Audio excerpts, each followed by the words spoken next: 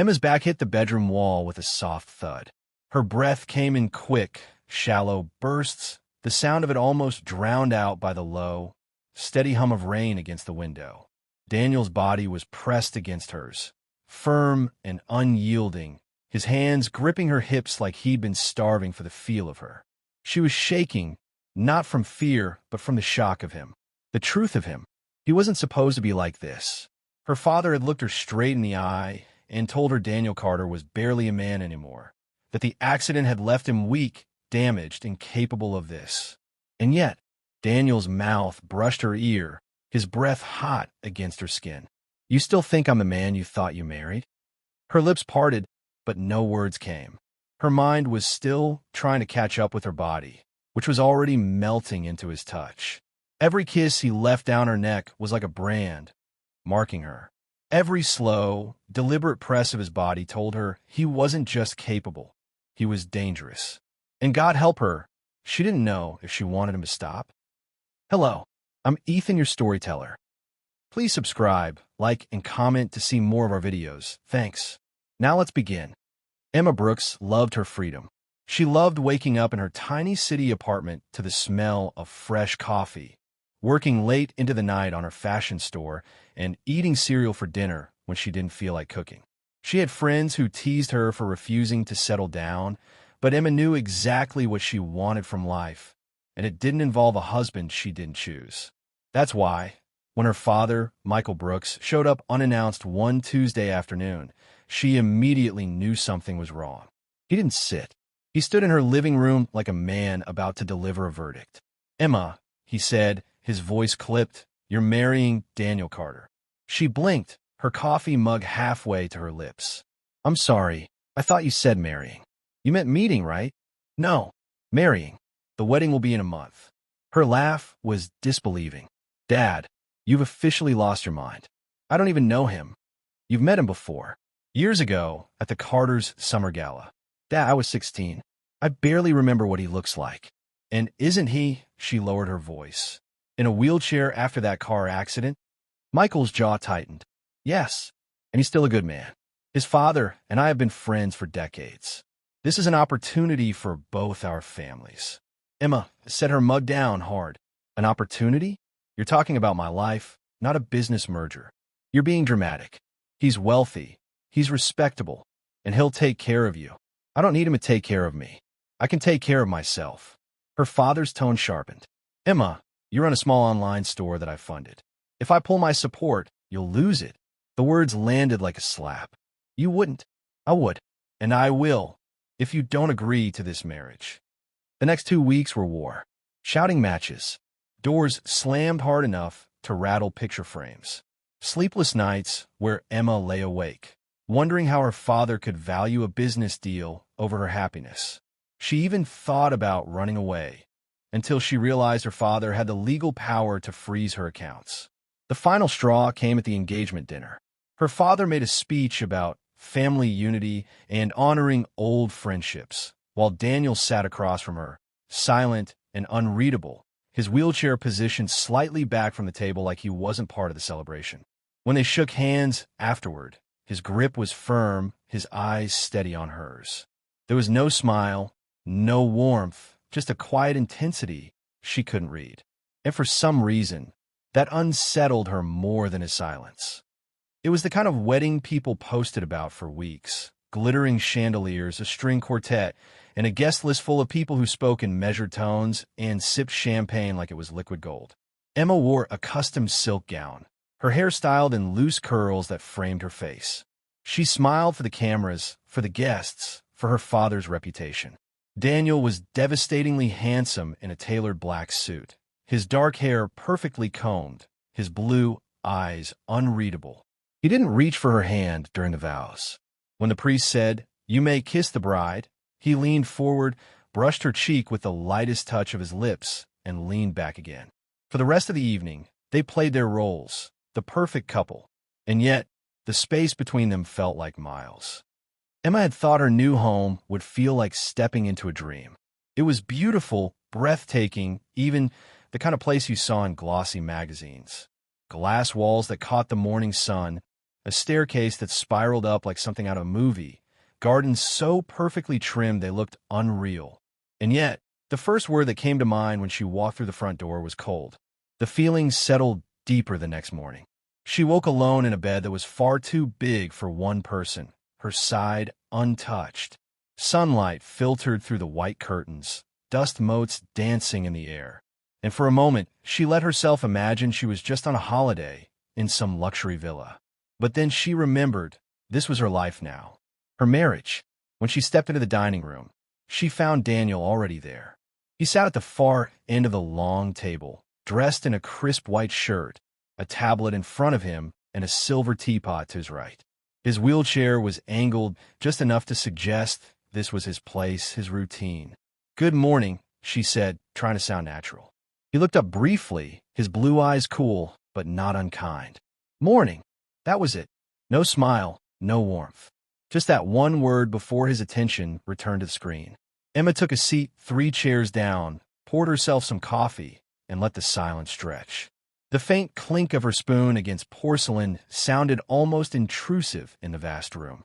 "How did you sleep?" she asked after a moment, forcing the words out just to fill the air. "Fine," he said, without looking up. "You?" "Fine."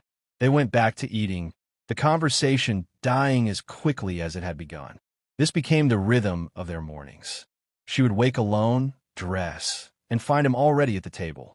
He never lingered after breakfast. Instead, he wheeled himself away to his study, where the door would remain closed until noon. After that, he would disappear into the East Wing, the part of the house she hadn't been invited to explore. The West Wing was hers, her bedroom, her little sitting area, and the sunroom where she often worked on her laptop. The housekeeper, Clara, kept the rooms immaculate, her presence as quiet and efficient as the rest of the staff. On the third day, Emma had tried to push past the invisible wall between her and Daniel. "Do you like movies?" she asked at dinner, her fork paused midair. Daniel glanced up, as if surprised she'd spoken. "Some. Would you want to watch one together sometime?" she offered, keeping her tone light. He didn't answer right away. Instead, he cut into his steak, chewed, swallowed, and said, "I'm usually busy in the evenings." Her lips pressed into a thin line. "Right, of course." Another time, she tried suggesting they go out into the city together. "There's a cafe I think you'd like. Their pastries are incredible." He tilted his head slightly, studying her. "You don't even know what I like, Emma." She met his gaze. "Then maybe you should let me find out." Something flickered in his expression. Amusement? But it vanished too quickly to be sure. "Maybe," he said, and returned to his meal. That was the closest she'd gotten to a yes. Nights were lonelier still. She would sometimes walk past the East Wing and wonder what was behind that heavy oak door. When she'd once asked Clara, the woman's polite smile had faltered just enough for Emma to notice. "That's Mr. Carter's private space, ma'am," Clara had said softly, before changing the subject. Private space. The words echoed in her mind more than they should have. Still, Emma adapted. She learned to fill her days with quiet things. Reading in the sunroom, tending to the little patch of flowers outside her window, sketching designs for her store. Every so often, she would catch Daniel watching her when he thought she wouldn't notice. Once in the dining room mirror. Another time, as he passed her in the hall, his gaze lingering on her bare legs folded beneath her on the sofa. He never said anything, and neither did she.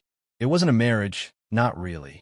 It was coexistence, polite, careful, and balanced on something she couldn't quite name.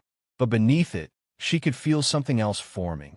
Curiosity, frustration, and the uneasy sense that this stillness between them wouldn't last forever. The rain had started just after midnight. Emma lay in bed, watching droplets race down the glass balcony doors, the soft patter on the roof filling the silence of her wing. She tried reading, then scrolling through her phone, but nothing seemed to quiet the restless hum under her skin. She thought about the East Wing again. That door, the one she had never been invited through. Her mind told her to leave it alone. Her heart told her to move. She slipped out of bed, wrapping a cardigan over her nightdress, and padded barefoot into the hall. The marble floor was cool against her skin, the air heavy with the scent of rain drifting in from the garden. The west wing faded behind her, replaced by the deeper shadows of the main corridor. The east wing door was closed, as always. But tonight, it wasn't locked. Her fingers hesitated on the brass handle before pressing down. The hinge gave a soft groan, the kind that made you glance over your shoulder even when you were alone. Beyond it was a narrow passage lined with photographs. Daniel in a sharp suit, standing with dignitaries, shaking hands with people she didn't recognize. In all of them, he was seated in his wheelchair. But as she moved deeper, she heard something. A low, rhythmic sound. Metal against metal. The faint hiss of breath. She followed it, her pulse climbing. And then she saw him. Daniel. Standing. Not just standing, moving. His body glistened with sweat under the low industrial lights of the private gym. His back was to her, muscles shifting under his shirt as he pulled a barbell from the rack. He moved with a power that contradicted every assumption she'd made since the wedding. Emma's mouth went dry. Daniel? He froze. The weight hit the floor with a dull thud. Slowly, he turned his head, his chest rising and falling, his eyes locking onto hers. The calm, distant man she'd married was gone. In his place stood someone sharper, dangerous, alive. "What are you doing here?" His voice was low, controlled, but there was an edge to it. Her throat felt tight. I heard something. I didn't mean to." She swallowed hard. "You can walk." A muscle ticked in his jaw. "I can do a lot of things you don't know about." She took a step forward without thinking, her bare feet soundless on the rubber mat. "Why would you let me think? Why pretend?" "Because it's easier that way." His tone cut through the air, but his gaze didn't waver. "People see a chair. They make assumptions. I let them. It keeps them out of my business." Her mind raced, trying to reconcile the cold, polite man at the breakfast table with this presence in front of her. "But I'm not people," she said softly. His lips curved into something that wasn't quite a smile. "Aren't you?" She didn't answer. Couldn't. Because in that moment, the air between them changed, thickened. The kind of tension that made her aware of every inch of her own skin. Daniel stepped toward her, each movement deliberate, predatory. He stopped just close enough for her to feel the heat radiating from his body. "You shouldn't be here, Emma," he said quietly, almost like a warning. "Unless you're ready to find out exactly who you married." Her heart hammered, and she realized she wasn't sure if she wanted to run or stay. Emma's pulse was a storm. Every instinct told her she'd just stepped over a line she couldn't uncross. That whatever lived behind this man's carefully built facade was dangerous, volatile, and something else she couldn't name. Daniel didn't move closer, but he didn't back away either. He simply looked at her. It was worse than if he'd shouted. Those blue eyes, colder than glass most mornings, now burned with something raw, something that made her skin prickle. "You've been lying to me," she said, her voice steady in spite of the way her chest was rising and falling. "I never told you I couldn't walk." His words were quiet, measured. "You assumed, like everyone else. That's not fair." She crossed her arms, more to keep her hands from shaking than to seem defensive. "You've let me believe exactly what I wanted you to believe." He cut in, his tone dark but not angry. "It's called control, Emma. You should try it sometime." Her breath hitched, partly from the sharpness of his words, partly because she could see the way his shoulders moved under that damp shirt, the way his forearms flexed when his hands curled slightly at his sides. "This is a marriage," she said, fighting to keep her voice from cracking. "A partnership. I should know the truth about the man I'm living with." He arched a brow, sharing polite breakfasts with, passing like strangers in hallways. His mouth twitched into a humorless half-smile. "Tell me, Emma, what do you really know about me?" The words lodged somewhere deep because she realized she didn't. Not beyond the headlines, the rumors, and the version of him he allowed her to see. "I know you're arrogant," she said, stepping toward him now without realizing it. "I know you like control, and you hide behind that damn chair because it's easier than letting people close. Careful." The warning in his voice was soft, but it rolled through her like thunder. "No," she said, surprising herself with the force in her own tone. "You've kept me at arm's length since the moment I stepped into that house. And now I find you here at midnight like," she gestured at him, at his body at the weight rack behind him. Like this. His gaze swept over her. Not just her face, but the loose fall of her cardigan, the hem of her nightdress brushing her thighs, the bare skin of her feet against the mat. "And how does it make you feel?" he asked, his voice almost low enough to be a whisper. She opened her mouth, but no answer came. Because the truth, the messy, impossible truth, was that it made her feel everything at once. Shocked, betrayed, curious, drawn, too drawn. "Do you want to know who I really am, Emma?" he said, his head tilting slightly, his tone shifting from challenge to something almost dangerous. She swallowed, the rain outside a softness in the background. Yes, that one word seemed to change him. He stepped closer, one slow, deliberate step, then another, until the faint heat of his breath touched her cheek. He didn't touch her, but it was as if the air itself had narrowed between them. "You think you do?" he murmured, his voice like velvet over steel. "But knowing comes with a price." Her heartbeat was so loud, she was sure he could hear it. "Then maybe I'm willing to pay it." His eyes held hers for a long, unreadable moment, and then, finally, his mouth curved into a slow, dangerous smile. "We'll see." He stepped back, the loss of his proximity almost physical. Without another word, he reached for a towel, slung it over his shoulder, and walked past her, out of the gym, leaving her standing there with her pulse still running wild. Emma stayed in the doorway for what felt like minutes, the smell of rain and sweat in the air, her mind turning over the same thought again and again. She hadn't just discovered his secret. She'd just woken something neither of them could put back to sleep.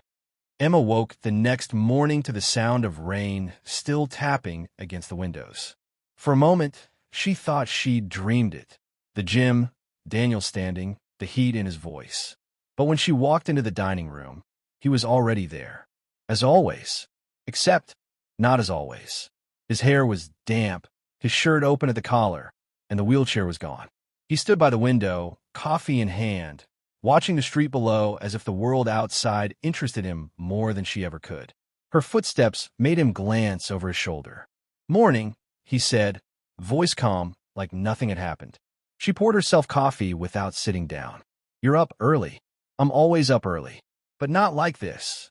She gestured toward him, her eyes narrowing. He smirked faintly, turning back to the glass. "Maybe you're just paying more attention now." The remark landed somewhere between a taunt and an invitation. She didn't rise to it. Instead, she took her coffee to the far end of the table and sat, watching him as he moved, each step deliberate, almost silent. The rest of breakfast passed in a strange quiet.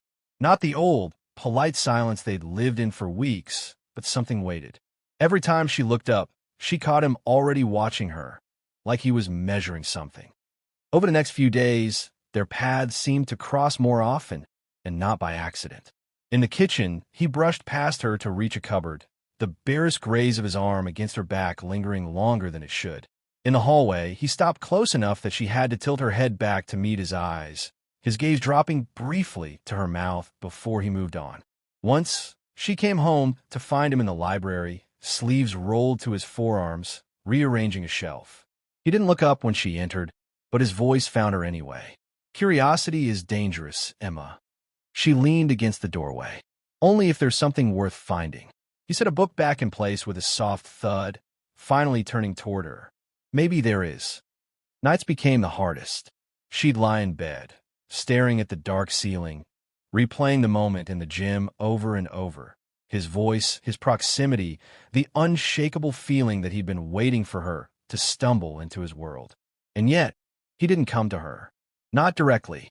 Instead, he left breadcrumbs, a brief touch, a look that lasted too long, a single line spoken low enough to echo in her head hours later. Emma wasn't sure which was worse, the distance between them before, or the pull between them now. The rain had been steady all evening, soft at first, then turning heavier, each drop drumming against the kitchen windows. The house was quiet, the kind of quiet that made every sound feel too loud. She padded in barefoot, the tiles cool beneath her feet, the faint hum of the refrigerator the only background noise. She wasn't expecting him to be there, but there he was, leaning casually against the counter, a glass of water in hand. The light above the stove cast him in half shadow, gold catching on the sharp line of his jaw, the broad slope of his shoulders. He didn't move when she entered, only let his gaze follow her like he'd been waiting for this exact moment. Couldn't sleep. His voice was low, almost swallowed by the sound of rain. She shook her head, reaching for a mug in the cupboard. You? A faint smile ghosted over his lips. Didn't even try. The silence stretched again, not awkward but heavy. The air seemed thicker here, warmer, the faint scent of his cologne curling into her senses. She opened the cupboard for tea, but her fingers felt clumsy, fumbling the packet. He stepped forward. Just one step, but it was enough to close most of the space between them. The counter was behind her, and she could feel the subtle charge in the air as his presence filled it. You're shaking, he murmured. Her breath hitched. It's cold. It wasn't. His hand came up slowly, deliberately, brushing a loose strand of hair from her cheek. His fingers lingered, not long enough to be blatant, but far too long to be innocent. The kettle began to hiss, steam curling into the air, but neither of them moved. She looked up at him then, really looked, and in that charged, fragile moment, the storm outside felt like a reflection of what had been building between them for days, maybe weeks. He didn't kiss her, not yet, but the way his thumb traced the corner of her jaw told her he wanted to, and the way she didn't step back told him she wanted it too. The kettle clicked off, a small, sharp sound that seemed out of place in the moment. Neither of them moved to pour the water. Daniel's gaze held hers, steady, unblinking, the kind of look that felt like it stripped away every defense she'd built since stepping into this house. Emma, his voice was low but not hesitant, more like a warning, or a promise. Her fingers tightened around the edge of the counter. Yes. For a moment, he didn't answer. His hand lowered from her jaw, but only to rest against the counter beside her hip, close enough that his knuckles brushed the fabric of her nightdress. The move trapped her without force. His body angled just enough to block the world beyond this narrow stretch of counter. You keep standing this close, he murmured, and something's going to happen. She swallowed, her throat dry despite the steam thickening the air. Maybe I'm not the only one standing close. A faint flicker of something passed over his face. Amusement, desire, restraint, before his hand found hers on the counter. He didn't lace their fingers together, just let his palm cover hers, warm and solid. The storm outside swelled, a gust of wind rattling the kitchen window. She didn't know if it was the thunder that made her heart jolt or the way he leaned in, the scent of him drowning out the faint herbal edge of the tea she'd never made. His lips brushed her temple, light, almost accidental, but lingered for the span of a breath before trailing down toward her cheek. She turned her head just enough that the next place they would meet was her mouth. And that was it, the moment the line vanished. The kiss wasn't rushed. It wasn't careful either. It was the quiet, certain claiming of something they had both been circling for far too long.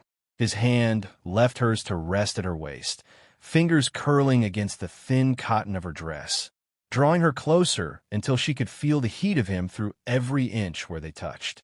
When he finally pulled back, it was only by a fraction, his breath warm against her lips. You don't get to take that back, he said. She didn't want to. Emma woke before the alarm, though she didn't remember setting one. The rain had stopped sometime during the night, leaving the air heavy and still, the kind of stillness that made every sound feel amplified. She lay there for a moment, staring at the pale ceiling, replaying the kitchen in her mind, the heat of his hand on hers, the press of his mouth, the quiet command in his voice that wasn't quite a threat, but wasn't safe either. Her fingers brushed her lips before she even realized what she was doing. She slipped on a soft cashmere sweater over her nightdress and padded down the hallway, the marble floor cool beneath her bare feet. He was already there. Of course he was. Daniel stood at the stove, sleeves rolled back, the clean, controlled movements of someone who wasn't just making breakfast. He was executing it. His hair was damp from a shower, and a faint scent of expensive cologne mixed with the aroma of butter and coffee.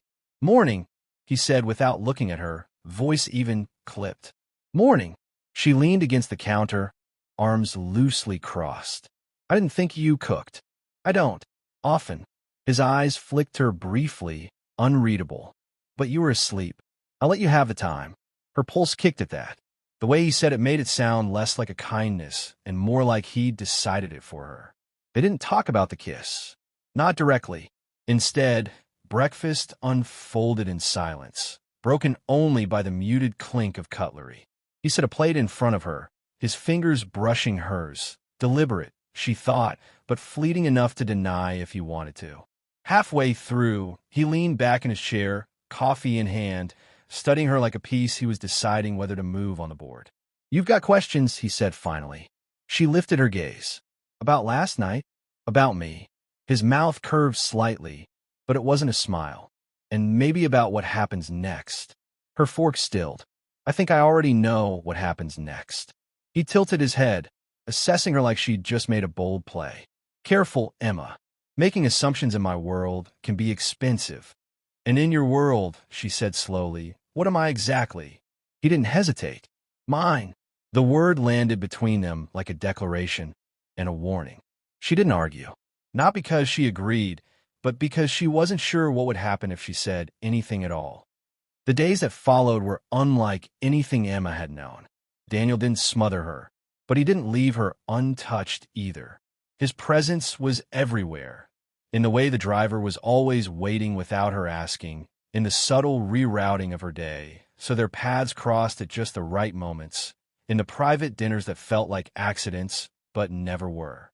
She discovered he worked in silence, not the kind born of detachment, but a focus so sharp it drew the room into stillness. He'd be in his study, sleeves rolled up, scrolling through contracts on one of his 3 monitors while speaking low into a headset. Sometimes, when she passed by with coffee, he'd pause mid-sentence just long enough to take the cup from her, his fingers brushing hers in a way that made her lose her own train of thought. Their conversations were shifting. The silences between them weren't awkward anymore. They were weighted. One evening, they ended up on the balcony after dinner. The city stretched beneath them in a glittering sprawl, the air cool and scented faintly with rain from earlier. Daniel was leaning against the railing, wine glass in hand, his shirt open at the collar. "You're quiet tonight," he said, eyes still on the skyline. "Maybe I'm thinking." "Dangerous habit." She smiled faintly. "You seem to do it a lot." "I have to. My decisions affect everything." He turned to her then, studying her. "You're not used to being part of that world." "No," she admitted, "but I'm learning." Something flickered in his expression. Not approval exactly, but something close. He set his glass down, stepped toward her. "You're not afraid of me," he said quietly. She met his gaze. "Should I be?" He stopped a breath away, his hand lifting. Not to touch, not yet, but hovering close enough she could feel the heat radiating off his skin. "Not unless you're afraid of what happens next." It was the first time she didn't look away. From that night, something shifted. They didn't rush into each other's arms. It was slower, more deliberate. A passing of a file across his desk, with fingers lingering too long. A shared breakfast where they sat closer than necessary. A late-night chess game where her hand brushed his and neither moved it away. Until one evening, the tension broke. She'd been reading in the library, rain pattering against the tall windows, when he appeared in the doorway. No words, just that look. Her book slipped shut. He crossed the room in slow, measured steps. A predator who knew the prey wasn't running. His hand came up to her jaw, tilting her face toward his, and this time, when his mouth claimed hers, there was no restraint. Everything that had been simmering, the glances, the silences, the questions poured into that kiss. His hands in her hair, hers gripping his shirt. The taste of wine and something darker. When they finally broke apart, breathless, his forehead rested against hers. The kiss didn't end. It deepened, slowed, then flared again, a tug of war between savoring and consuming. Daniel's hands slid to her waist, drawing her closer until there was no space left between them. She felt the solid, unyielding warmth of him through the thin layers of her clothes, the steady, deliberate press that told her he was done keeping his distance. Without breaking the kiss, he caught her hand in his and began to walk, unhurried, but with purpose. She let him lead her down the quiet hallway, Their footsteps, softened by the thick carpet, passed the closed doors of his immaculate penthouse until they reached the farthest wing. His room. It was larger than her entire apartment had been, all sharp lines and warm lighting, the floor-to-ceiling windows spilling in the city's glow. But she barely saw any of it because the moment the door clicked shut behind them, Daniel was there again. Close, relentless, his hands framing her face like she was something rare and breakable, though his kiss told a different story. The sweater slipped from her shoulders under his touch, the air cool for only a second before his warmth replaced it. His jacket landed somewhere behind them, his cufflinks glinting on the dresser where he discarded them without looking. He moved with the same precision he did in the boardroom. But here, it was tempered by something raw, something uncalculated. Her fingers threaded into his hair, feeling the low sound in his throat as he pulled her closer still. The fire in the corner cast gold across the room, catching the curve of his jaw, the intensity in his eyes. They found the bed without quite remembering how. His weight shifted the mattress as he eased her down, his touch a map of deliberate, lingering passes, memorizing her, not rushing a single moment. She felt the steady thrum of his heartbeat when he leaned over her, the faint brush of his breath against her ear when he whispered her name like it was both a promise and a claim. And when he kissed her again, it wasn't tentative or questioning. It was the answer to every unspoken thing between them, the kind of kiss that left no room for doubt about where they belonged that night. The city's lights glimmered through the windows, the fire burned low, in the quiet of that private wing, the rest of the world faded until there was nothing left but the two of them, tangled in warmth, refusing to let the moment go. Emma woke to the faint sound of rain against the glass, the kind that blurred the skyline into soft shapes. For a moment, she didn't move. The sheets were warm, heavy with the scent of him, a mix of crisp cologne and something deeper, something that had only been hers since last night. And something else, an ache in her hips and thighs that made her cheeks heat before her mind could stop replaying every reason for it. Daniel's side of the bed wasn't empty. He was propped against the headboard, hair mussed in a way she'd never seen before, a mug in his hand. The morning light softened the sharp lines of his face, but his eyes were still that same, unreadable dark. "You're awake," he said, not as a question, but as a quiet observation. She shifted on her side, suppressing a wince. The movement made her all too aware of every muscle she hadn't realized could be sore. "You didn't sleep much. Didn't need to?" His gaze swept over her, not in the assessing way it had before, but slower, deliberate. "You..." Her lips curved faintly. "I don't think I could have slept even if I wanted to." Something in his expression eased at that. He set his mug aside and reached over, brushing a strand of hair from her face. The touch lingered long enough to make her breath catch. "Coffee?" he asked. "Please." He rose, moving with the same calm efficiency he carried everywhere, the kind that made even pulling on a shirt look deliberate. She watched him disappear into the adjoining lounge. The faint ache in her body, a constant reminder of the man she had thought was reserved, even restrained. When he returned, he set a cup on the nightstand and stayed there, close enough for her to feel the warmth radiating from him. "Emma," he said, voice low, "last night wasn't an accident." "I know." She wrapped her hands around the mug, letting the heat seep into her fingers. "And it's not something I regret."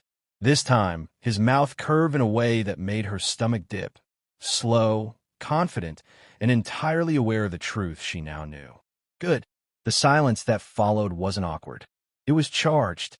Later, when they finally got out of bed, she moved a little slower than usual. His amused glance over his coffee made her flush. Nothing was rushed.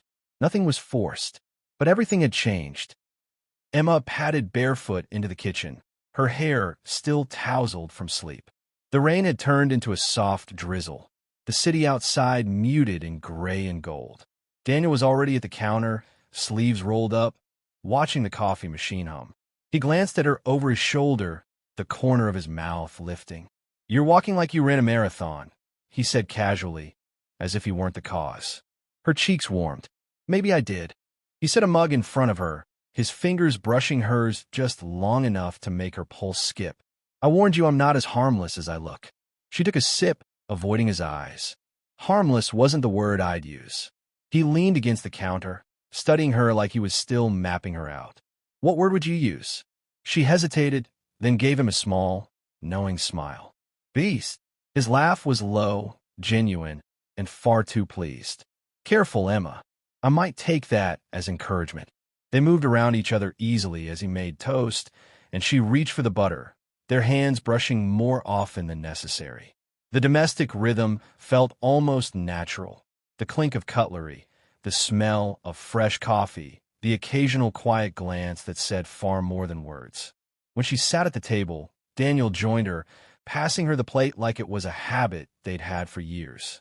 But every time her hand shifted or she stretched her legs, she caught the faintest smirk from him, the kind that said he remembered every reason she was sore this morning.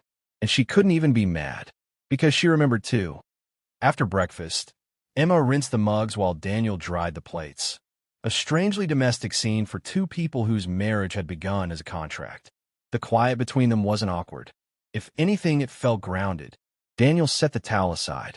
"Get dressed," he said, in that calm, assured tone that made it sound less like a request and more like inevitability. She arched a brow. "Why? Planning to whisk me away to some secret billionaire lair?" His lips curved faintly. "Something like that. Our first public outing." Her heart gave an unexpected skip. "Public? As in both of us? Together? As in me not hiding behind a wheelchair?" His eyes didn't leave hers, watching for her reaction. Emma blinked.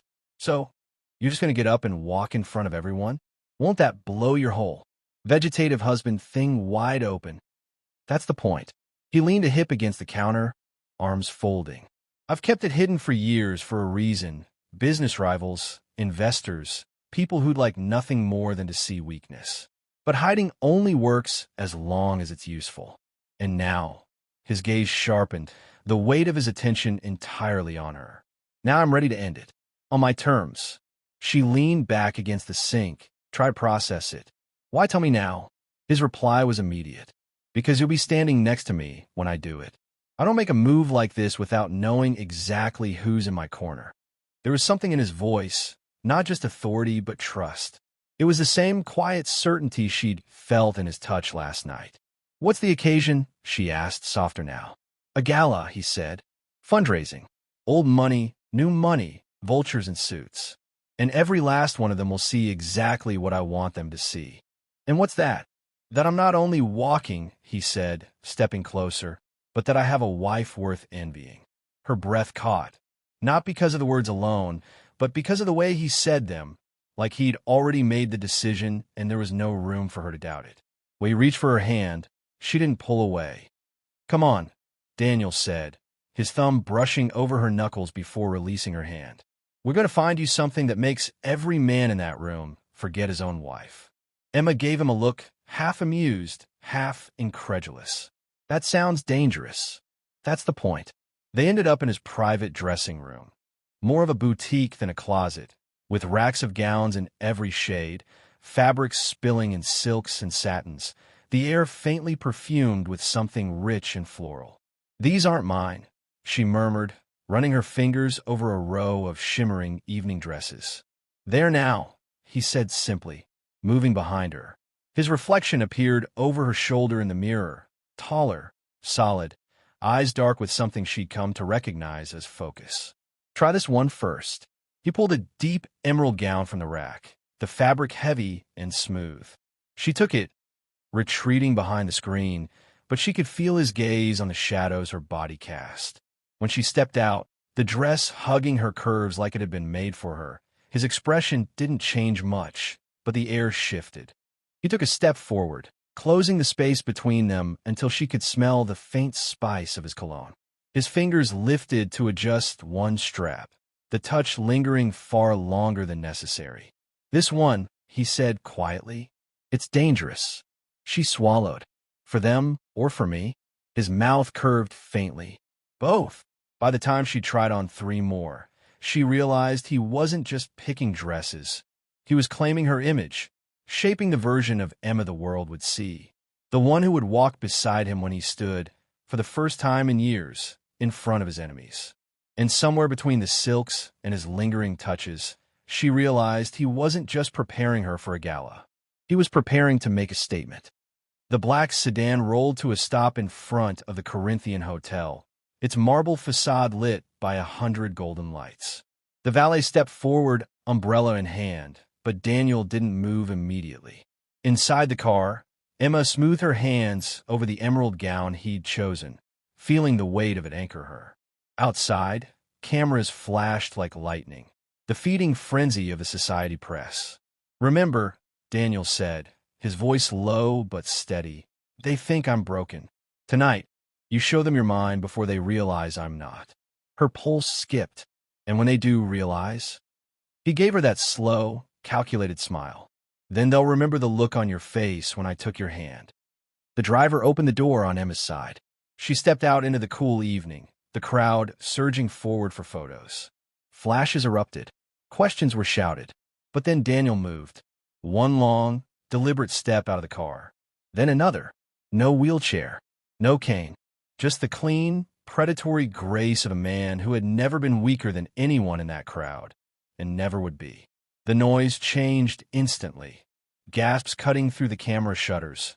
Murmurs spreading like ripples through the sea of glittering gowns and tuxedos. A few journalists scrambled to adjust their lenses, as though they couldn't believe what they were seeing. Daniel reached her, offering his arm without breaking stride. She took it, and he guided her toward the entrance with the ease of a man walking into his own territory. Inside, the gala was a cathedral of crystal chandeliers and polished marble. Conversations faltered as they entered. Men turned to watch. Women sized Emma up with a mix of admiration and calculation. Daniel leaned in, his breath warm against her ear. "Every single one of them is already rewriting the story they thought they knew about me." She smiled, keeping her gaze forward. "And about me?" His fingers tightened fractionally over hers. "They'll never forget you." By the time they reached the center of the room, Emma understood. This wasn't just a public appearance. It was a warning, delivered in silk, steel, and a slow, unstoppable stride. And Daniel was every bit the beast she'd learned he was. The hum of polite conversation began to rise again as they moved deeper into the ballroom, but eyes still followed them, discreetly for some, openly for others. Champagne glasses paused halfway to lips. "Daniel Carter," a smooth voice called from behind them. They turned to find Victor Hale, older, silver-haired, his tuxedo immaculate, making his way toward them with a smile that didn't reach his eyes. He extended a hand, the kind of gesture that implied familiarity, even ownership.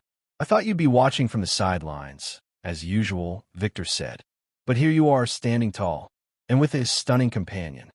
His gaze lingered on Emma a shade too long. Daniel didn't take the offered hand. Instead, he slid his arm more securely around Emma's waist, drawing her just slightly closer.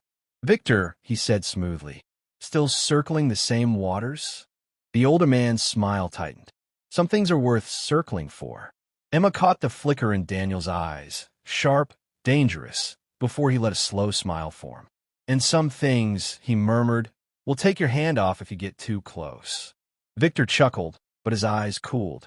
He moved on with a nod, clearly understanding the unspoken warning. It went like that for the next half hour.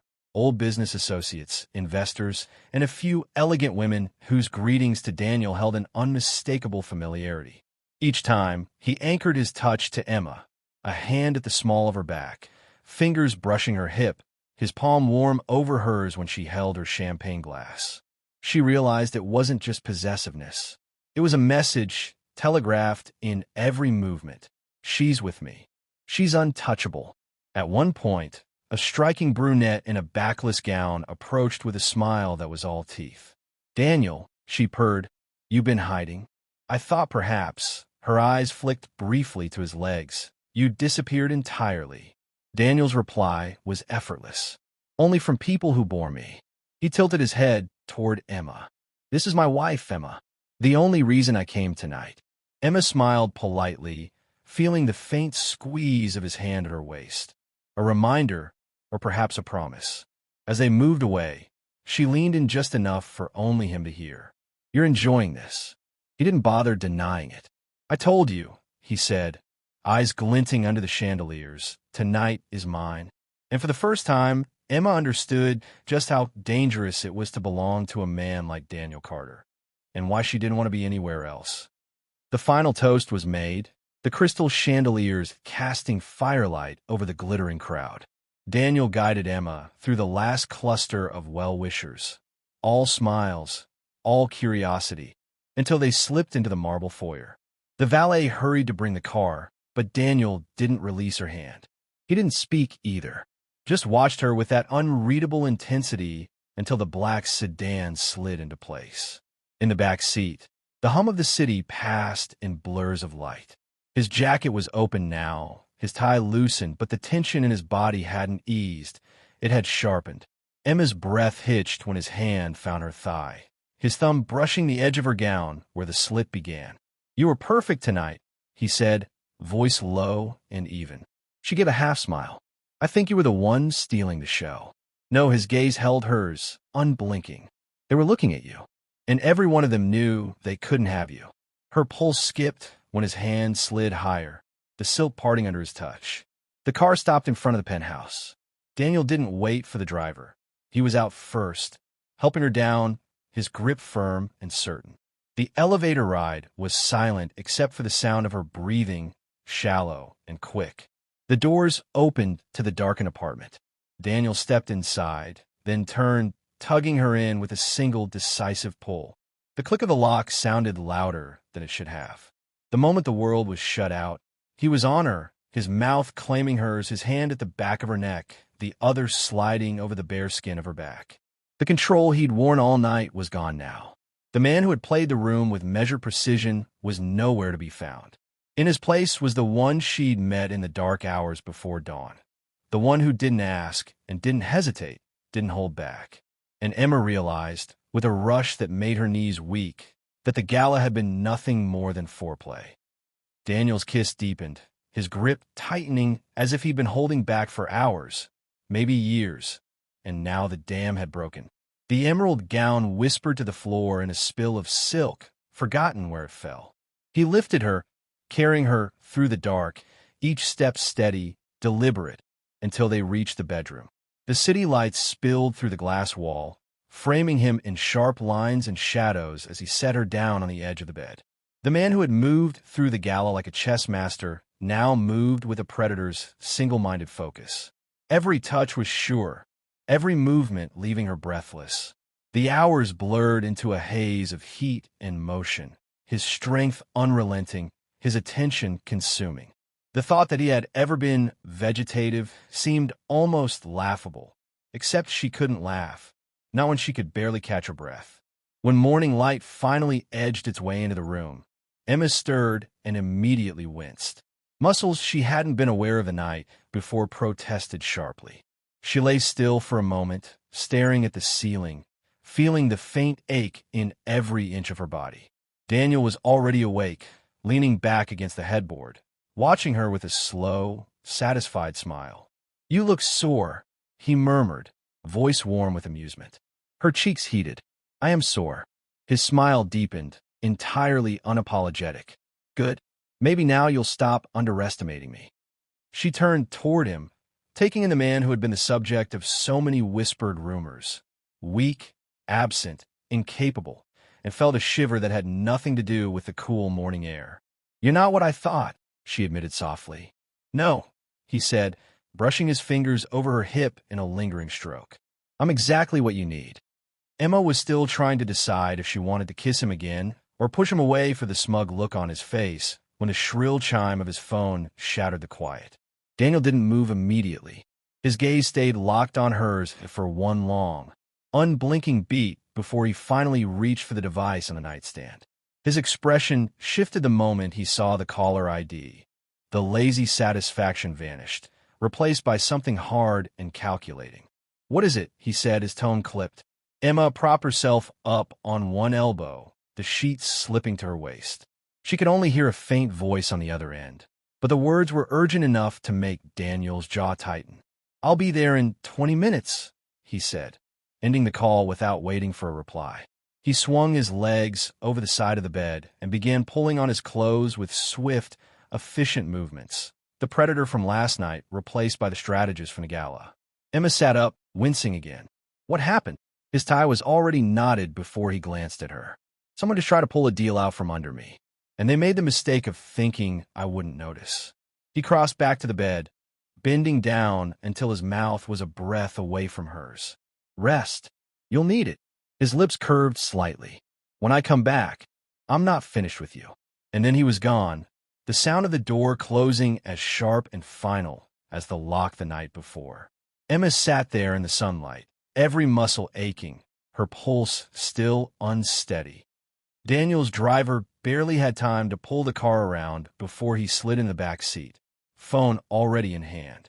The skyline flashed past, glass and steel gleaming under the early light, but Daniel's focus was on the numbers and names scrolling across his screen. By the time they reached the building, he'd already mapped the entire play in his head. The elevator opened directly into the top floor of Carter Holdings. His presence alone shifted the air. Assistants straightened in their seats. Conversations faltered mid-sentence. He didn't look at them. The conference room was already full when he walked in. The three men inside went still, like prey realizing too late that they'd stepped into the wrong clearing. Gentlemen, Daniel said evenly, closing the glass door behind him. I hear you've been busy. One of them, Fletcher, tried for a smile. Daniel, we were just lying. Daniel cut in. The word landed like a blade.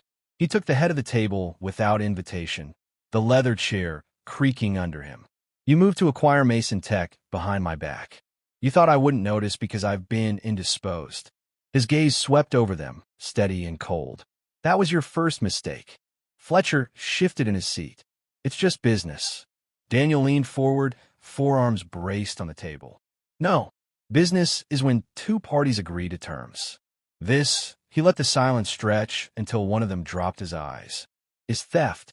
For the next 20 minutes, he dismantled them piece by piece, not shouting, not once raising his voice, but speaking with the precision of a man who knew exactly where to cut. By the time he was done, the deal was dead, their leverage gone, and the only thing left in the room was the knowledge they'd just been spared worse. Daniel rose, buttoning his jacket. Next time you think about testing me, he said quietly, remember this morning. And remember I'm never too distracted to notice a knife aimed at my back. As he left, the silence in the conference room was deafening. In the elevator, Daniel allowed himself the faintest curve of a smile. Not satisfaction, exactly, but the quiet certainty of a man who had just reminded the world that he was still very much a force to be reckoned with. And as the car carried him back toward the penthouse, his thoughts shifted from the battlefield of the boardroom to the woman still tangled in his sheets, waiting for the other side of the beast to return. Emma had drifted back to sleep after he left, the kind of heavy, dreamless sleep that came only after exhaustion. But when the sound of the front door opening reached her, she stirred, blinking against the afternoon light that had crept across the bed. Her body ached in ways she hadn't expected, and in places she wouldn't admit out loud, but the sharper sensation was awareness. She heard his footsteps first, steady, unhurried, each one carrying that same quiet authority he'd had last night, and at the gala, and in the way he'd said rest, you'll need it. When he appeared in the doorway, jacket over one arm, shirt collar open, there was no trace of the softness from their first moments that morning. This Daniel was sharper, his gaze cool and assessing as if he were cataloging every shift in her expression. You're awake, he said, not a question. She sat up, pulling the sheet around her, though the move felt unnecessary under the way he was already looking at her. You were gone long enough for me to wonder if you were coming back. His mouth curved, not quite a smile. I had to remind a few people who they were dealing with. There was something in his tone, the same calm confidence from before, but layered with an edge that hadn't been there earlier. It was the sound of a man who had just walked away from a fight he'd already won. Emma tilted her head. And did you? Completely. He moved to the bed, setting his jacket down on the chaise as though he had nowhere else in the world to be. They won't forget it. She believed him. The shift in his energy wasn't just about business. It was the same focus he'd turned on her last night, the same precision that left her body thrumming even now. Dangerous in the boardroom, dangerous in the bedroom, and maybe dangerous to her in ways she hadn't even considered yet. Daniel sat on the edge of the mattress, close enough that his knee brushed hers. His gaze flicked briefly to the sheet she was clutching. Still sore, she met his eyes, pulse quickening. "You know I am." "Good." The corner of his mouth lifted again, but this time there was nothing smug about it, only certainty. "Then you understand by now, I never do anything halfway." And somehow, Emma suspected he was talking about far more than last night. Emma was still searching for a response when the sharp trill of the intercom cut through the air. Daniel's eyes flicked toward the sound, his expression hardening instantly. No one used the private entrance without his explicit permission. He stood, every trace of lazy ease gone, and crossed to the wall panel. "Yes." The doorman's voice came through, low and uneasy. "Sir, there's a man here asking to see you. Says it's urgent. He wouldn't give his name, but he says you'll regret it if you turn him away." Daniel's gaze darkened. "Put him in the East Lounge. Don't let him leave." He turned back to Emma, and though his voice was calm, there was a sharp edge beneath it. "Get dressed." Her brow furrowed. "Why?" "Because," he said, stepping closer, "if this is what I think it is, you're about to see how I deal with problems that come to my door." There was no room for argument. He pulled on his jacket in one smooth motion and waited until she slid off the bed, still clutching the sheet. She felt the thrum of adrenaline under her skin, matching his contained energy. Minutes later, they were side by side in the penthouse lounge. The man waiting for them was in his mid-40s, wearing a suit that had seen better days, his tie askew. He stood when Daniel entered, but didn't offer his hand.